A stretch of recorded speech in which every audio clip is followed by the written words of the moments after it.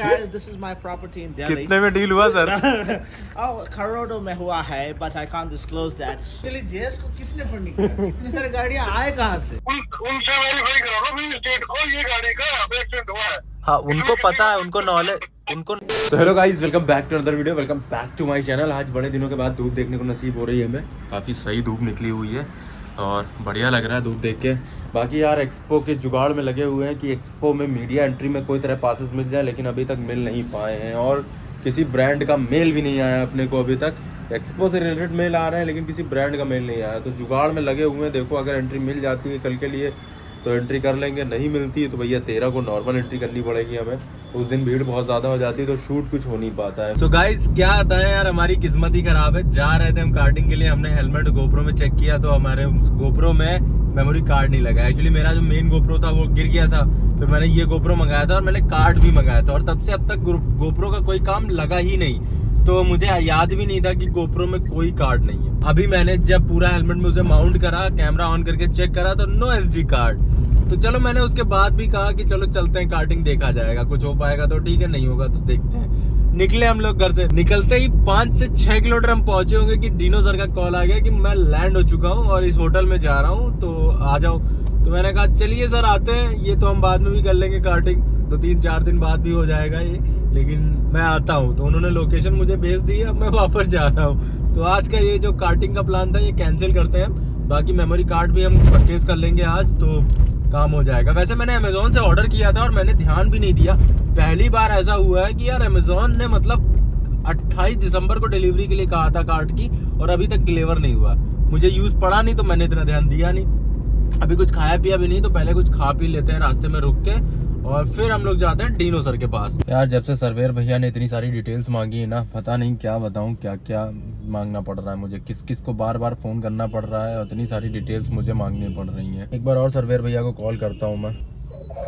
Hello, हाँ भैया, वो एक्चुअली वो टोल वाला तो वो मुझे मिला था, बट मैंने उनसे बात की जिन्होंने डायरी में लिखा था ना मेरा एक्सीडेंट का वो डिटेल, तो वो कह रहे हैं आपका किसी गाड़ी से तो एक्सीडेंट हुआ नहीं था, ना कोई FIR हुई, तो ऐसी कोई इन्फॉर्मेशन लिखी नहीं गई, बस आपका नाम मेरे पास लिखा हुआ है। नहीं, नाम लिखा हुआ है। हाँ नहीं, DDR तो किया है ना, DDR नंबर है ना, उनसे वेरीफाई करो ना भी स्टेट को ये गाड़ी का एक्सीडेंट हुआ है। हाँ, उनको पता है, उनको नॉलेज में है, उन्हें याद भी है। ठीक है, एक बार आप बात कर लेंगे क्या उनसे, उनका नंबर मैं आपको दे दूं। मैं एक्चुअली बहुत लोग डाइवर्ट कर रहे हैं इधर उधर, मुझे एग्जैक्ट नॉलेज भी नहीं है। तो वो कह रहे हैं उनसे बात कर लीजिए, वो कह रहे हैं उनसे बात कर लीजिए। कल मैं इस चक्कर में बहुत दौड़ा हूँ। सिंपल सा करना आपने, सर मेरी DDR लिख के दे दो। अच्छा, मतलब कंपनी ये कह रही है भाई आपको चोट आई है, मैं जस्टिफाई करने के लिए, भाई चोट वोट किसी को कोई नहीं आई है और एक्सीडेंट स्टेट को हुआ था, बाइक में नुकसान हुआ है, किसी को चोट नहीं आई है, वो चलाने वाला अकेला ही था। जो DDR होती है ना, डेली डायरी या जनरल डायरी जो होती है ना, उसमें ये मेंशन किया जाता है अगर कुछ होता है दुर्घटना में, किसी थर्ड बंदे को चोट आती, कुछ भी आती, तो वो रेफर करते ही करते हैं। अब किसी को चोट नहीं आई है, कोई बात नहीं है, ठीक है। तो देखा भैया, अब मैं उनसे बात करता हूँ, देखता हूँ वो क्या कहते हैं। DDR मुझे तो पता नहीं क्या होता है। अरे वो अभी इंश्योरेंस वालों से मैंने बात की, वो वही कह रहे हैं कि आपसे DDR मांग लूं मैं। वो कह रहे हैं कि वहाँ की रिपोर्ट चाहिए कि हाँ मतलब ये एक्सीडेंट यहाँ हुआ था, किसी को कोई नुकसान नहीं हुआ है, उसकी डिटेल एक। जो आपने फोटो खींचा है। हाँ, अरे वो फोटो वोटो तो ले गए हैं सब, लेकिन आपकी भी एक रिपोर्ट चाहिए होती है। कह रहे हैं एक्सप्रेसवे की अथॉरिटी होती है, वो देती है ये सारी चीजें। हम लोग तब रिपोर्ट देते हैं जब मान लो किसी गाड़ी से आपका एक्सीडेंट होता, समझ रहे, पहले मेरी आप बात समझो। हाँ, किसी गाड़ी का आपसे एक्सीडेंट हुआ नहीं है, समझ रहे। मैं एक बार आपकी उनसे बात करा दूं। बात करवा दो। 1 मिनट लाइन पे रहिएगा। हेलो, हाँ भैया वो लाइन पे है, एक बार मैं कॉन्फ्रेंस कर रहा हूँ, आप उनसे बोल दीजिए, वो समझ ही नहीं पा रहे हैं। वो कह रहे हैं जब कोई दूसरे को नुकसान होता है तब हम देते हैं रिपोर्ट। बात करो। तो गाइस देख रहे हैं सर्वे में किन किन दिक्कतों का सामना हमें करना पड़ रहा है। अथॉरिटी वाले आधे तो गांव से हमें लग रहा है, उन्हें कुछ पता ही नहीं है।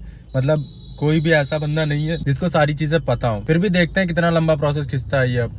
तो गाइज एक्चुअली वात्सल्य आ रहा था लखनऊ से दिल्ली एक्सपो अटेंड करने के लिए, और जब वो आ रहा था उसने स्टोरी डाली तो मैंने उसको कॉल करी कि आगरा के पास रुक के जहाँ पे मेरा क्रैश हुआ था वहाँ पे वो रिटर्न में ले ले, जो भाई साहब कह रहे थे DDR लेना है।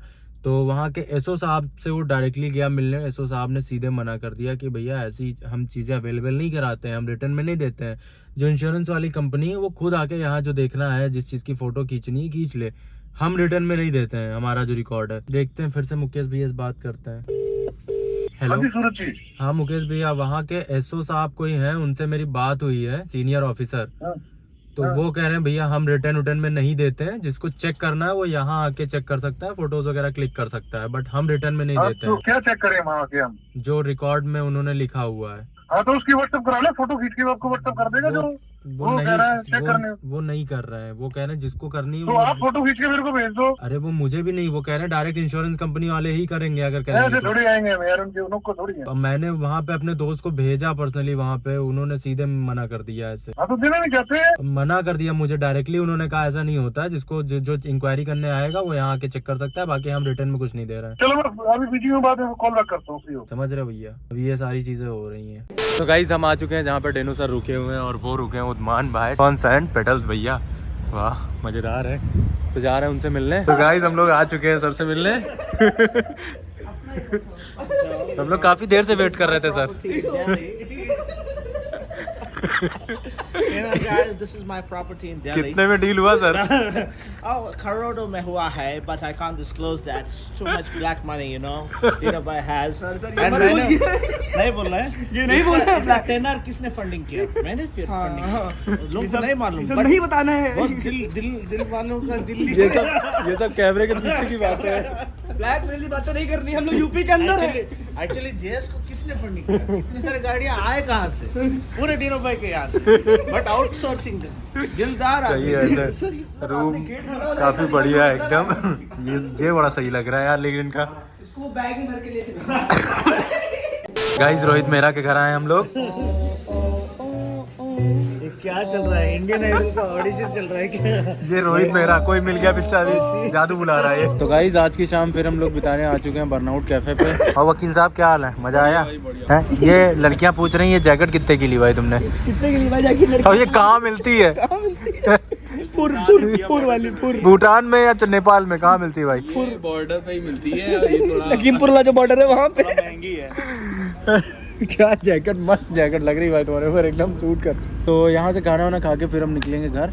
तो गाइज लास्ट वीडियो में मैंने आपसे कहा था कि मेरे पास कमेंट्स आ रहे हैं कि S2 क्यों नहीं ले रहे हो, S2 क्यों नहीं ले रहे हो, S2 क्यों नहीं ले रहे हो। सो यार मैं उन लोगों को जवाब देना चाहता हूँ। मैंने ये कहा था कि नेक्स्ट वीडियो में बताऊंगा, तो मैंने सोचा लाओ बता ही देता हूँ, बिकॉज S2 अभी नहीं आ रही है। और जो लोग आपसे कह रहे हैं कि S2 आ रही, S2 आ रही, S2 नहीं आ रही। हमने S2 के बारे में भी पता किया कि क्या भाई S2 की बुकिंग शुरू हुई या नहीं शुरू हुई, तो अभी तक S2 की बुकिंग शुरू नहीं हुई है। और सेकेंड हैंड बाइक लेने का मेरा मूड नहीं है। सो अपनी जो पुष्पा को रिप्लेस करके बाइक आएगी ना, वो नई ही आएगी, बिकॉज पुष्पा अपने दिल के करीब थी और वो नई बाइक थी। तो जो भी आएगी ना वो नई आएगी। एंड गाइज मैं आपको एक चीज और दिखा दूं कि अभी तक 39,000 वोट हो चुके हैं, और सबसे आगे अभी भी BMW S1000 RR चल रही है। 67% वोट आए हुए हैं। हायाबुसा पे सिर्फ 6% वोट है, Yamaha R1 पे 18% वोट है, और CBR पे 9% वोट है। सो सबसे ज्यादा वोट जो है वो अभी तक BMW S1000 RR पे ही जा रहे हैं, और दूसरी बाइक पे नहीं जा रहे हैं। अगर आपने अभी तक वोट नहीं करा है तो पहले जाके वोट करो। अगर आप चाहते हो कि कोई दूसरी बाइक आए तो अपना ओपिनियन जरूर दो यार। और एक चीज यार गाइज, मैंने आपसे कहा था कि अगर मेरे लास्ट वीडियो में, जो इससे पहले वाला वीडियो अपलोड हुआ है, उस पे 10,000 कमेंट और 30,000 लाइक हो जाते हैं तो समझ लो BMW S1000 RR कंफर्म हो गई। सो एक ही दिन के अंदर, एक दिन भी नहीं हुआ, मतलब कुछ घंटों के अंदर ही, 10 घंटे के अंदर ही 7,696 जो कमेंट्स हैं वो कंप्लीट हो चुके हैं। बट जो लाइक हैं वो सिर्फ और सिर्फ 13,000 हुए हैं। तो जिन्होंने अभी तक लाइक नहीं करा है ना, फटाफट जाओ लाइक करो, कमेंट करो गाइस। एक माइलस्टोन ये अचीव करा दो, बिकॉज मैंने तुम लोग को फर्स्ट टाइम कोई टारगेट दिया है, तो ये यार कंप्लीट करा दो ना, मजा आ जाएगा। और BMW भी आ जाएगी साथ ही साथ। तो गाइस फाइनली हम लोग घर वापस आ चुके हैं। एंड जैसा कि आप लोगों ने देखा, आज का दिन हमारा थोड़ा नॉर्मल सा था। डिनो सर से मिले और जय सर से भी 1-2 दिन में मिलने वाले हैं। हम लोग बहुत ट्राई कर रहे हैं कि मेरा कोई इधर एंट्री हो जाए, लेकिन नहीं हो पा रही भाई। मीडिया पासेस लिमिटेड होते हैं, हमने हर जगह पता किया, हमें मीडिया पासेस अभी तक मिल नहीं पाए। तो हो सकता है हम नॉर्मल एंट्री करें एक्सपो में। बाकी अपने साथ एक बहुत बड़ी दिक्कत चल रही है, जैसा कि आप लोगों ने देखा कि इंश्योरेंस क्लेम करने में बहुत ज्यादा दिक्कत आ रही है। कोई नॉर्मल बाइक होती है उसका इंश्योरेंस तुरंत क्लेम हो जाता है। इन बड़ी बड़ी गाड़ियों में बहुत ज्यादा नाटक होता है, क्योंकि इनकी कॉस्ट थोड़ी ज्यादा होती है। इंश्योरेंस कंपनी वालों का नाटक ये रहता है कि भैया जब इंश्योरेंस करना रहता है तो कंपनी में बस हमारी कंपनीज करा लो, हमारी कंपनीज करा लो, हमारी कंपनीज करा लो। तो एक बात ध्यान रखना, जब भी आप इंश्योरेंस कराते हो तो आप कंपनी खुद चूज़ कर सकते हो। ज़रूरी नहीं है कि जो शोरूम वाले करा रहे हैं आप उसी से कराओ। आप अपना इंश्योरेंस कंपनी खुद चूज़ कर सकते हो, जिससे चाहो उससे इंश्योरेंस करा सकते हो। कि एक बात समझ में ये नहीं आती मेरे को कि इंश्योरेंस कंपनियां जो होती हैं उनको क्या ये पता नहीं होता है कि पूरे इंडिया में कितने एक्सप्रेसवे हैं और किन किन एक्सप्रेसवे पे बाइक कौन कौन सी कहाँ कहाँ अलाउड है, कहाँ कहाँ कार अलाउड है, कहाँ कहाँ ट्रक अलाउड है। तो ये इस चीज़ से क्लैरिफिकेशन क्यों मांगते हैं कि बाइक्स का वो लेकर आओ, ये लेकर आओ। हाँ, मतलब ये हमसे क्लैरिफिकेशन क्यों मांग रहे हो भाई? आप खुद ही पता कर लो वहाँ पे है कि नहीं है अलाउ। उसके बाद जो चीज़ें खोएं वो दिक्कतें हैं जो हमसे वो शेयर करो। सब कुछ हम ही ला के दे देंगे तो आप क्या करोगे? हमने तो आपको पैसे भी दिए इंश्योरेंस के कि हाँ चलो ठीक है। उसके बाद तो देखते हैं ये प्रोसेस कहाँ तक जाता है। बाकी जो सर्वेयर भैया थे उनको डिटेल्स मैंने दे दी भैया, मैंने बता दिया हमसे जितना हो सकता है वो हो सकता है। बाकी वहाँ के जो सीनियर ऑफिसर थे उन्होंने तो सीधे मना कर दिया कि भैया हम रिटर्न में कुछ दे नहीं पाएंगे, जिसको इंक्वायरी करनी वो यहाँ के कर ले, ठीक है, इससे ज़्यादा कुछ नहीं हो सकता है। सो आगे जो भी होगा मैं अपडेट करता रहूँगा। बाकी इस ब्लॉग को यही खत्म कर रहे हैं। इंस्टाग्राम पे फॉलो नहीं किया तो फॉलो करो। मिलते हैं नेक्स्ट वीडियो में। Till then bye bye.